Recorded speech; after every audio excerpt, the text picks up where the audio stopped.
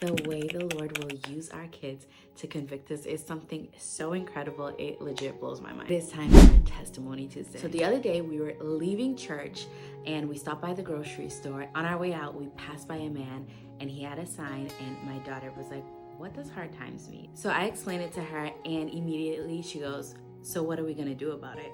So matter of fact, my husband and I look at each other because we already knew, but he asks her, "What do you want to do about it?"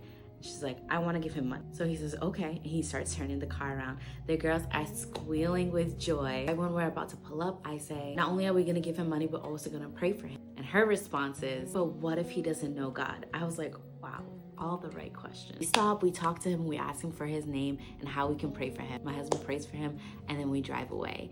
And at first, my daughter was so happy, but then she starts bawling her eyes out. She was very upset because she realized that the amount of money that we gave is not going to change his life. She's like, he needs a house, he needs a car, like we can't give that to him. But then I reminded her of the scripture that we have been studying together as a family. So I tell her, remember how we read in the Bible how God cares for the birds and they don't worry, but the Lord provides for him. How much more his children? Just as God had put it on her heart and she was bold enough to speak up and convict us to turn around and do something about it, that we would pray that God would put it on other people's hearts and that they would stop, and that we would pray for the needs that he gave us specifically and that God would meet his needs. But my sweet girl's response was like, when I get bigger, I'm gonna get money and I'm gonna buy a house and I'm gonna have all the people without a home live in it, and then I'm gonna give them money for free. And I was just like, wow, Lord, this kid's heart truly reflects like a love for God and a love for people. It was like this sad, bittersweet reality. Like her eyes were opened up to the darkness and the sadness and the lack in the world. But her heart, man, the conviction was beautiful. It was a very tangible reminder of loving God